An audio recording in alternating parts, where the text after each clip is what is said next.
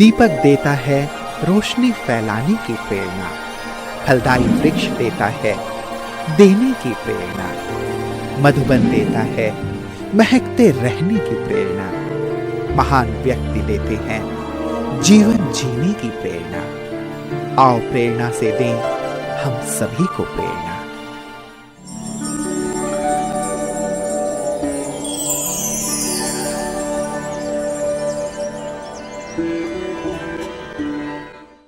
अर्की बगहल पर्वतीय प्रांत का एक सुंदर क्षेत्र है।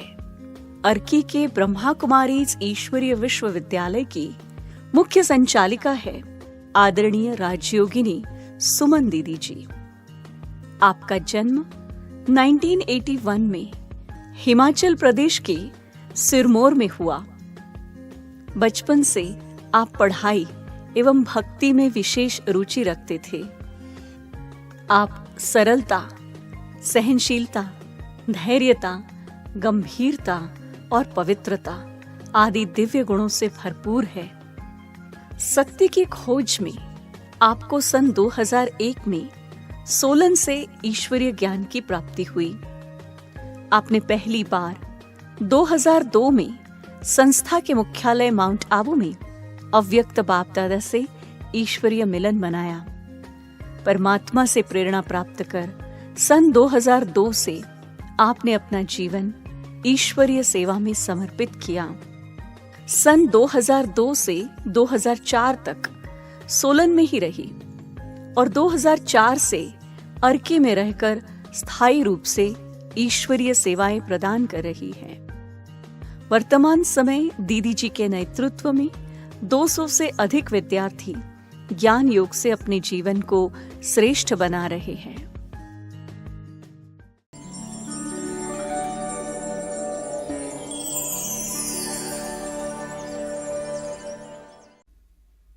बचपन में जिस परिवार में हम पले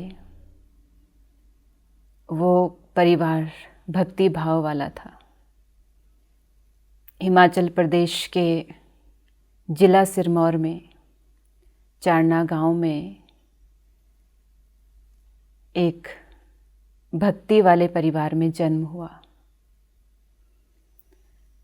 मेरा पूरे परिवार में लौकिक भाई बहनों में सबसे छोटा होना मेरा सौभाग्य रहा। 35 का परिवार था जिसमें मैं सबसे छोटी थी और उस छोटेपन के कारण परिवार में सब बहुत प्यार स्नेह, किसी भी तरह का कोई डर नहीं, किसी तरह की कोई बंदिश नहीं। तो ऐसा एक निर्बंधन सा जीवन था बचपन से ही। लेकिन एक जब थोड़ा सा बड़े हुए होश संभाला तो एक मन में खुशी रहती थी कि मैं कितने अच्छे परिवार में पली हूँ। क्योंकि मुझे याद है कि हमारे चाचा जी हम सभी बच्चों को इकट्ठा करके जब वो भक्ति करते थे, आरती करते थे, तो हम सबके खुद ही हाथ पैर धुलवाते थे और हम सबको अपने साथ बिठाते थे। तो हमें मेरा जो अपना एक सोच थी, उस समय बचपन था, इतनी समझ नहीं होती है, तो मैं ये सोचती थी कि उस समय जब हम बैठते थे उनके साथ आरती करने, पूजा करने, तो उस समय एक डर था कि चाचा जी आएंगे तो हमें डांटेंगे कि तुम क्यों नहीं बैठते हो पूजा करने। तो उस डर से बैठते थे। तो मैं आज जब बाबा का ये ज्ञान मिला, ये जीवन मिला, तो सौभाग्य समझती हूँ कि उस समय भले वो डर था, लेकिन वो डर ने मेरे जीवन में भक्ति के संस्कार के कारण जो आज ये जीवन मिला है। उसके बाद जब थोड़ा बड़े हुए तो ऐसे ही भक्ति वाले परिवार में परमात्मा के प्रति इतनी एक आस्था नहीं थी, लेकिन एक शौक़ था कि जैसे सभी करते हैं, मेरे बड़े भाई बहन करते हैं पूजा पाठ, मंदिर जाते हैं, शौक़ से जाती थी। जैसे किसी की जिज्ञासा होती है परमात्मा को प्राप्त करने की, उसको खोजने की, व्रत करना, पाठ पुण्य, ये सब, ये शौक़ नहीं था। मतलब अंदर से एक लगन नहीं थी कि भगवान को प्राप्त करना है, क्योंकि मैं ऐसा सोचती थी कि भगवान को याद करते हैं या उनको ढूंढते हैं इसलिए कि हमारे जीवन में कोई दुख है। तो मैं ऐसा महसूस करती थी कि मुझे तो किसी प्रकार का दुख नहीं है, अपने परिवार में भरपूर हूँ, किसी भी तरह का कोई बंदिश नहीं, कोई रोक टोक नहीं, बहुत प्यार मिलता था परिवार में। तो ये सोचती थी कि ये जो भगवान को याद करते हैं, लोग मंदिरों में जाते हैं, उनके लिए व्रत नेम करते हैं, इसलिए करते हैं कि ये दुखी हैं। तो ऐसी छोटा बचपन था तो उस समय इतनी ही समझ थी। जब थोड़ा बड़ी हुई तो मेरे लौकिक ब्रदर, उनकी शादी हुई तो भाभी जी आई घर पे। तो वो मेरा जीवन देखते ही, मुझे देखते ही एकदम हैरान हो गए कि ये बच्ची का स्वभाव एकदम शांत और बिल्कुल अलग सी रहती है, चुप चुप सी रहती है, ज़्यादा बात नहीं करती है किसी से भी। तो उनका एकदम से एक आकर्षण हुआ कि इस बच्ची को मैंने अपने साथ रखना है, क्योंकि लौकिक भाभी जी नौकरी करते थे तो ज़्यादातर बाहर रहते थे। उसी समय से उन्होंने मुझे अपने साथ रखा। तो उसके बाद उन्होंने भी एक बहुत पालना की, माँ की तरह प्यार दिया। तो उनके साथ जो है बाहर रही, उन्होंने पढ़ाया। अब इसके बाद जो है धीरे धीरे वो हमें अपनी जीवन की बातें सुनाते थे कि जब मुझे मेरी शादी नहीं हुई थी, शादी से पहले मुझे भी एक ब्रह्मा कुमारी आश्रम में, जहाँ मैं जाया करती थी, ज्ञान सुनती थी, तो उस समय हमें समझ में नहीं आती थी कि ये क्या, किस आश्रम की बात करते हैं, क्या ज्ञान है। तो एक दिन जो जिला सिरमौर में, जहाँ पहले उनकी नौकरी थी, उसके बाद वहाँ से उनका ट्रांसफ़र हुआ और डिस्ट्रिक्ट सोलन में आए। तो वहाँ पर जब आए तो उनको एक दिन वो ऑफिस जा रहे थे, बस से उनको चलते हुए बाबा का झंडा दिखाई दिया। जब बाबा का झंडा उनको दिखाई दिया तो बहुत खुशी हुई उन्हें कि यहाँ पे तो बाबा का आश्रम है, बाबा का सेंटर है और मुझे फिर से क्लास करनी है, मुझे फिर से आश्रम जाना है। और ये उनके मन में जो खुशी थी, और वो घर में आके हमें सुनाई उन्होंने कि ऐसे ऐसे मैंने आश्रम जाना है और आपको भी चलना है, आपको भी वहाँ लेके जाएंगे। तो उस समय मुझे तो समझ नहीं थी और ना ही ये था कि भाई आश्रम में कोई ज्ञान की बात होगी या भगवान का ध्यान करना होगा, क्योंकि ऐसी अभी अंदर जिज्ञासा नहीं थी।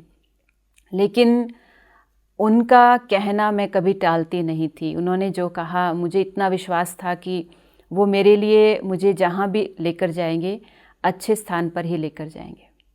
और यही विश्वास हमारे पूरे लौकिक परिवार को भी था कि ये इनका जीवन बहुत अच्छे से जो है इन्हें संभालती हैं, बहुत अच्छा जीवन इनका बनाएंगे। तो हमने भी हाँ कर दी कि ठीक है, चलते हैं। अब यहाँ पर दिवाली का दिन था और दिवाली के दिन, पहले दिन बाबा के घर में जाना हुआ। तो दिवाली के दिन जब बाबा के घर में पहुँचे, सोलन में आश्रम में पहुँचे, भाई जी थे, भाभी जी थे और उनके 2 बच्चे और मैं थी। हम सब पूरा परिवार चले गए। पहले ही दिन जब बाबा के घर में पहुँची तो सबसे पहला ये संकल्प आया कि अभी शादी नहीं करनी है। अब इस पर मैं बताना चाहूँगी कि ये संकल्प मुझे क्यों आया, क्योंकि इससे पहले मैं ये सोचती थी कि पता नहीं हम लड़कियों के लिए शायद यही लाइफ है कि शादी करना, नौकरी करना, बच्चे पैदा करना, गृहस्थ संभालना, ऐसा ही मैं सोचती थी। कभी कभी ऐसे मन में संकल्प आते थे, क्या कुछ और जीवन नहीं है हमारे लिए, कुछ और लाइफ नहीं हम जी सकते हैं क्या। तो जब आश्रम पे आई, बड़े दीदी को देखा और बहनों को देखा, तब पहली बार उनको देखते ये संकल्प उठा कि अब मुझे शादी नहीं करनी है। पर अभी ये संकल्प नहीं था कि समर्पित जीवन जीना है, या क्योंकि अभी ज्ञान भी समझ नहीं था, यहाँ भगवान आता है या वो ज्ञान देता है, ये भी अभी कुछ भी समझ नहीं थी। सिर्फ एक ही संकल्प आया कि अभी शादी नहीं करनी है, कुछ अलग करना है जीवन में। तो पहले दिन आए, परिचय हुआ और उसके दूसरे दिन से ही फिर कोर्स करना प्रारंभ कर दिया। जब कोर्स किया तो कोर्स के समय मुझे अभी बिल्कुल भी ज्ञान समझ में नहीं आया था, और ये ज्ञान भगवान दे रहा है ये तो अभी कहीं दूर दूर तक भी बात मन में नहीं थी कि ये जो ज्ञान मैं सुन रही हूँ ये भगवान दे रहा है। तो ऐसे कोर्स पूरा हुआ, 7 दिन का कोर्स पूरा हुआ। पूरा होने के बाद बड़े दीदी जी ने मुझे कहा कि यहाँ पर आश्रम पर एक बहन यहाँ रहेगी, मुझे कहीं जाना है सेवा में और वो अकेली रहेगी, तो क्या आप उनके साथ यहाँ रहोगे 5-6 दिन के लिए? 1 हफ्ते तक मुझे कहीं जाना है। तो मैं ये बिल्कुल भी मेरे मन में नहीं था कि मुझे सेंटर में रहना है या समर्पित होना है, या ये ज्ञान ऐसा है कि जिसमें हम जीवन को समर्पित होकर के सेवा कर सकते हैं। बिल्कुल भी अंदर ये ध्यान नहीं था। लेकिन ऐसा दीदी के बोल में ऐसी क्या पावर थी, या शायद बाबा ही बुलवाना चाह रहा होगा उनके द्वारा, जो मैं उनके इस बोल को मना नहीं कर पाई। दीदी ने कहा कि आपको यहाँ रुकना है, और मैंने कहा हाँ जी दीदी मैं रुकूंगी। और मेरे साथ मेरे लौकिक भाभी जी भी थे, तो वो भी एकदम से हैरान हुए कि एकदम से अभी तो 7 ही दिन कोर्स करके हुए हैं, तो ये एकदम से इसने रहने को हाँ कर दिया है। तो एक तरफ तो उनको खुशी भी थी कि चलो बाबा के घर में रह रही हैं, तो लेकिन दूसरी तरफ ये भी था कि पता नहीं ये यहाँ रह पाएंगे कि नहीं रह पाएंगे।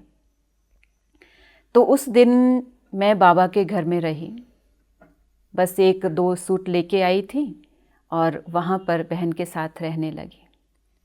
वो 1 हफ्ता दीदी ने कहा था कि आपको यहाँ 1 हफ्ता रहना है, तो वो 1 हफ्ता मेरा आज तक पूरा नहीं हुआ।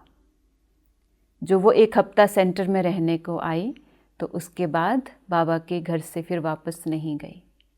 तो एक दिन बाबा के पास बैठी थी और ये कह रही थी कि बाबा मेरा योग नहीं लगता है, और मुझे यहाँ रह रही हूँ बाबा के घर में, आपके साथ की वो अनुभूति, आपके साथ वो प्यार का अनुभव जो सुनते थे कि प्रभु प्रेम परमात्म प्यार क्या होता है, वो मुझे अनुभव करना है।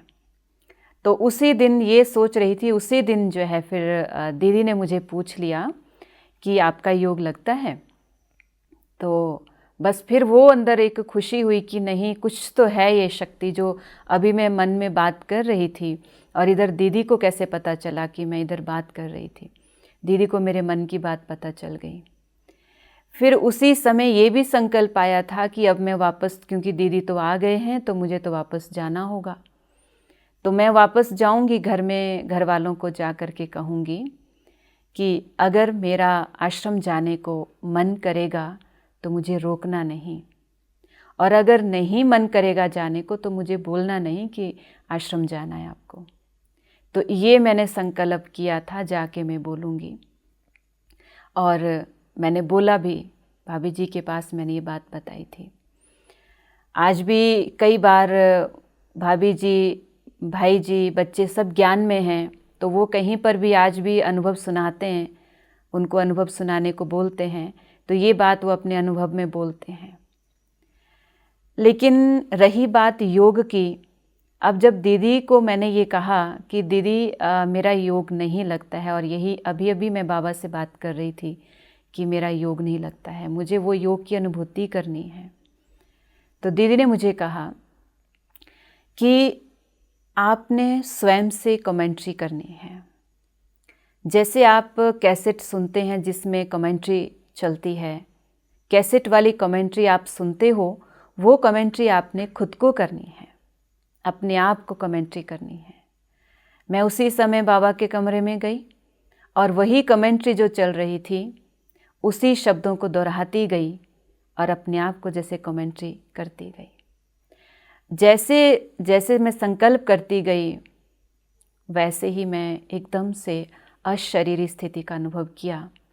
और सबसे पहले तो अशरीरी स्थिति का अनुभव हुआ कि जैसे मैं यहाँ हो ही नहीं, और मुझे ऐसा महसूस हुआ कि जैसे मेरे मस्तक से मुझे कोई खींच रहा है, ऊपर की तरफ कोई खिंचावट हो रही है। और मैं थोड़ा घबरा गई उस समय। तो लेकिन फिर मैं जैसे आंखें मैंने खोली तो साथ में मेरी एक बहन थी, तो उन्होंने मेरे को देखा कि आपको क्या हुआ। तो मुझे लगा कि मुझे जैसे ऐसा लगा कि मुझे मस्तक से ऊपर की ओर कोई खींच रहा है।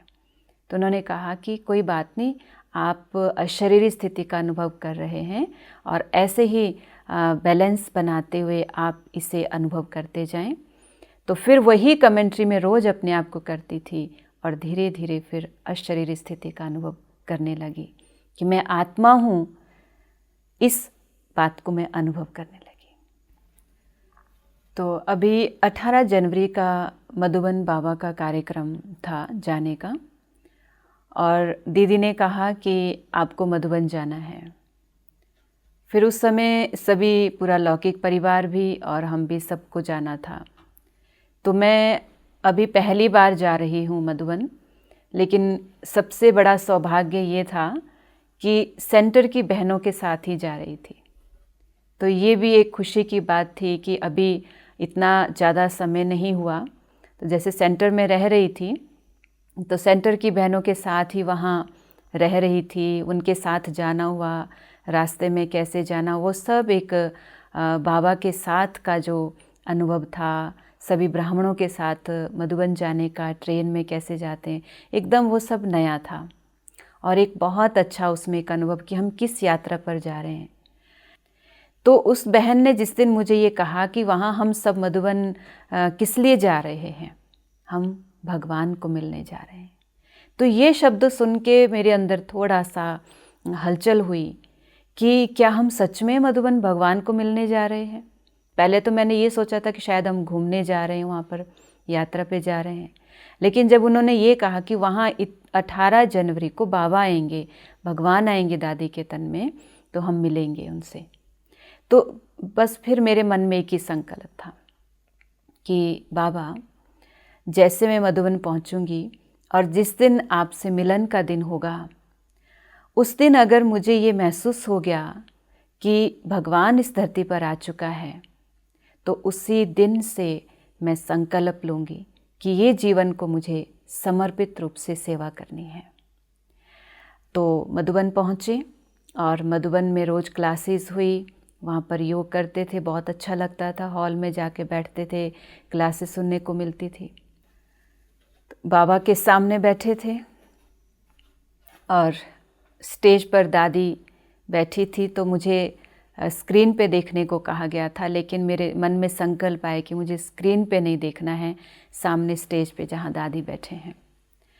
तो जैसे ही बाबा की प्रवेशता हुई, तो बाबा जब दृष्टि देने लगते हैं, तो वो दृष्टि का जो प्रकाश था वो सामने से जब मुझ पर पड़ा, जैसे घुमाते हुए दृष्टि जब मुझ पर बाबा की पहुंची, तो पूरा अंदर से जैसे कि कुछ हो रहा है, महसूस हो रहा था अंदर से। और वो लाइट बाबा की जब पड़ी तो मेरी आंखों में मुझे सामने से स्पष्ट वो दिखाई देता है प्रकाश। आज भी मैं अनुभव करती हूँ, वो दृश्य नहीं भूलता है।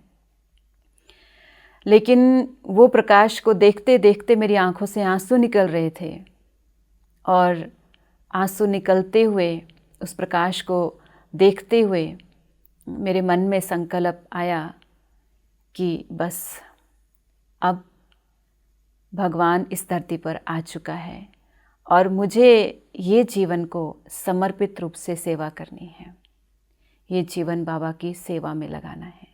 बाबा, बस अब मुझे आपकी पहचान हो गई है। बस वो दिन, वो समय, उसी समय मैंने कुछ भी और कोई संकल्प नहीं किया। बस बाबा, घर वाले क्या बोलेंगे, मुझे भेजेंगे कि नहीं भेजेंगे, मुझे तो आजीवन बाबा की सेवा करनी है। तुरंत संकल्प किया और वो बाबा का मिलन जो था, उस मिलन ने मुझे आज यहाँ तक पहुँचाया। तो उसके बाद फिर जब से बाबा के बने, बस एक ही मुझे संकल्प था कि बस अभी शिव बाबा की पहचान हो गई है। अब शिव बाबा की पहचान, शिव बाबा जब मुरलियों में हमें कहते हैं कि बच्चों, जो लक्ष्य हमें दिया बाबा ने, कि मनुष्य से देवता समान जीवन बनाना है। तो फिर एक विशेष बात मन में रहती है कि बाबा ने कहा कि जितना हम ज्ञान मुरलियों को जो है चिंतन करते हैं, उनको पढ़ते हैं, तो मुरली को पढ़ कर के हमारे जीवन में जो है धारणा होती है। तो दैवी जीवन बनाना है, उसके लिए हमें मुरलियों को बहुत पढ़ना पड़ेगा। तो पवित्रता ब्राह्मण जीवन की फाउंडेशन है, इसको हमें कैसे समझना है। सबसे खुशी इस बात की थी कि पवित्र जीवन, जब बाबा के घर में आए तो संकल्प आया कि बाबा ये जीवन पवित्र जीना है। तो और फिर बाबा ने ये भी कहा कि सतयुग के लिए भी, स्वर्ग का भी फाउंडेशन पवित्रता ही है। तो फिर मन में संकल्प यही आता था कि पवित्रता सिर्फ ब्रह्मचर्य की नहीं है, हमारे संकल्पों की, हमारे कर्मों की कितनी गहरी पवित्रता की बातें बाबा करते हैं। तो मैं फिर यही धारणा जीवन में अपनाती थी कि मुझे गहरी पवित्रता सिर्फ ब्रह्मचर्य वाली नहीं है। मैंने विशेष संकल्पों में अपने ये रखा था कि मुझे संकल्प से भी अपवित्रता के कोई भी संकल्प, कोई भी बातें वो मन में आने नहीं देनी है। अगर कभी कोई बात आ भी जाती थी या कहीं सुनते भी थे, तो मैं एकदम से बाबा के आगे जा कर के जैसे पवित्रता के सागर शिव बाबा के आगे बैठती थी और बाबा की पवित्रता की किरणें आके, जैसे बाबा मुझे धो रहा है, एकदम बाबा मुझे पवित्र कर रहा है। तो ये विशेष पवित्रता की धारणा जो मैंने जीवन में अपनाई। तीसरी बात मेरे मन में जो है कि किसी के भी प्रति किसी को अगर मैं कुछ कह दूं, ऐसा कोई शब्द बोल दूं जिससे सामने वाले बहन को या भाई को कोई दुख मिले मेरे कुछ शब्द कहने से, या मैं किसी बात के लिए उनको फोर्स कर दूं कि आप ये सेवा करो, आपको ऐसा करना, ये करना, तो पहले मेरे मन में ये आएगा कि अगर मैं उनको ये कहूँगी कि ऐसे करना, कहीं ऐसा ना वो ना कर पाए और मैं उनको फोर्स कर रही हूँ, मैं बार बार ये बात उनको कह रही हूँ। तो इसलिए जो है मैं ये संकल्प अपनाया कि पहले ये देखना है कि उस आत्मा को कहीं मेरी ये शब्द बोलने से कहीं दुख तो नहीं होगा। जो भी ब्राह्मण परिवार हैं, उस ब्राह्मण परिवार के प्रति मेरा यही संदेश है कि अब ये समय अंतिम समय है। इस समय अब हमें किसी भी रूप से बाहर की बातों के, इधर उधर के बातों के, इनके प्रभाव में नहीं आना है। जो भी सेंटर्स में बातें चलती हैं, जो भी गृहस्थ भाई बहनें हैं, उनके भी संबंधों से बातें जुड़ती है, परिवारों में जुड़ती हैं, जो भी बातें जुड़ती हैं, अब हमें उनसे ऊपर उठ जाना चाहिए। मैं यही कहना चाहूँगी कि अब जो भी बातें हैं या जो भी परिस्थितियाँ हमारे आगे आती हैं, वो अभी आ भी रही और भी आनी है। अभी समय और आगे आएगा, बहुत सारी परिस्थितियाँ आएंगी। बाबा ने कहा कि दुखों के पहाड़ टूटेंगे, लेकिन बस एक ही संकल्प रखना है कि बस बाबा अब आपको याद करना है और आपकी जो शिक्षाएं हैं उन शिक्षाओं को जो है फॉलो करना है। तो यही संदेश रहेगा सबके प्रति कि बिल्कुल भी अब इधर उधर की बातों को, किसने ये कहा, उसने ये कहा, जितना समय हमारा उन बातों में जाता है, उनसे अब हम अपना समय योग तपस्या में लगाएं।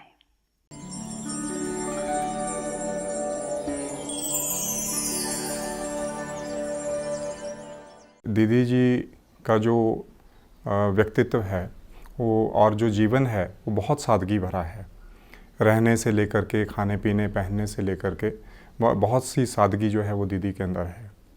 इसके अलावा जो दीदी की पालना है वो बहुत ही, जिसको हम कहते हैं, न्यारी और प्यारी है। सभी के संपर्क में भी रहते हुए, उनको योग का सहयोग देते हुए, और फिर एकदम से जो है वो किस तरह से न्यारा प्यारा बन जाना, वो दीदी के अंदर एक बहुत बड़ी विशेषता है। कभी कोई भी ऐसा कोई चर्चा का विषय चल रहा हो तो दीदी जो है वो एक सेकंड के अंदर एक वातावरण को बदल करके जो है योग युक्त स्थिति बनाने में एकदम से जो है वो स्थित हो जाते हैं अपनी योग की स्थिति। उनके अंदर मैंने विशेषता देखी है कि जैसे बाबा की मुरली जब भी वो सुनाते हैं तो ऐसा लगता है कि बाबा मतलब खुद स्वयं आके अपने मुख से उच्चारण कर रहे हों। इतनी मतलब उनके अंदर ऐसी ज्ञान की गुहा जो स्मृति है या गुहा जो रहस्य है उनको समझाने की इतनी तीक्ष्ण बुद्धि है कि हमें वो स्पष्ट मतलब मुरली अनुभव होती है, समझ आती है और समझ के साथ अनुभव भी होती है। और दीदी बहुत ही मतलब हेल्पफुल हैं, सरल स्वभाव हैं, निर्माणचित हैं और हमें किसी भी तरह की ज्ञान से रिलेटेड कोई क्वेरीज होती हैं या ज्ञान से रिलेटेड कोई भी प्रश्न होते हैं उनका सहजता से वो उत्तर देती हैं। हमने दीदी को सभी रूपों में देखा है, बहन के रूप में, अपने जैसे माता पिता के रूप में, सभी रूपों में दीदी से पूरा प्यार पाया है, पूरा सहयोग पाया दीदी से हमेशा से। हर एक परिस्थिति का सामना करने में कोई दिक्कत आती थी तो हम दीदी से हमेशा राय लेते थे, तो दीदी ने हमेशा आगे बढ़ने की हमें प्रेरणा दी। सुमन दीदी है, उनके द्वारा ही मुझे ये बाबा का ज्ञान मिला। सुमन दीदी के अंदर जो मैंने जब से देखा तो ये विशेषता देखी कि बहुत सरल स्वभाव है दीदी का और दीदी हमेशा सेवा में एक्टिव अलर्ट रहते हैं और दूसरों को भी यही सिखाते हैं। तो बाबा की जो पहली श्रीमत है अमृत वेला दीदी कभी मिस नहीं करते और हमें भी यही प्रेरणा देते रहते हैं कि अमृत वेला किस तरह से पावरफुल करना है। तो ये दीदी की विशेषता है कि दीदी की पालना जो मुझे मिली वो अपने आप में अभूतपूर्व है, क्योंकि हम तो लौकिक जीवन में घर गृहस्थ में रहने वाले भाई हैं और हम सरकारी क्षेत्र में भी अपने काम पे जाते हैं, तो वहाँ पे हमारे सामने विभिन्न प्रकार की परिस्थितियाँ भी आती हैं। तो लौकिक घर बार की परिस्थितियों को संभालना, बाहर की परिस्थितियों को संभालना और ज्ञान योग में भी आगे बढ़ना चलना, तो ये सब समय समय पर दीदी की मार्गदर्शन में हम जो है वो आगे बढ़ रहे हैं।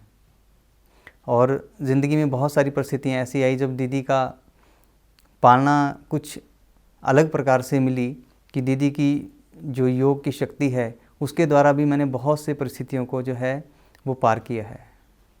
दीदी के योगी जीवन से मैंने यही प्रेरणा ली कि जैसे दीदी इतना प्यार सभी से मतलब करते, एक माँ ममता में ही माँ जैसे ब्रह्मा बाबा की पालना साक्षात दीदी से मिल रही है। और इनके योगी जीवन से मैंने अपने जीवन की परिस्थितियों से निपटने की इतनी शक्ति प्राप्त की है।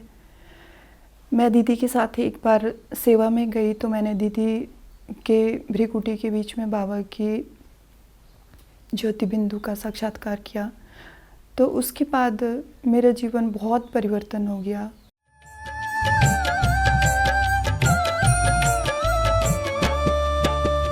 जिंदगी हमारी प्रभु आपका प्रसाद है। जिंदगी हमारी प्रभु आपका प्रसाद है। सानिध्य से ही आपके, सानिध्य से ही आपके हर पल आबाद है। जिंदगी हमारी प्रभु आपका प्रसाद है। जिंदगी हमारी प्रभु आपका प्रसाद है।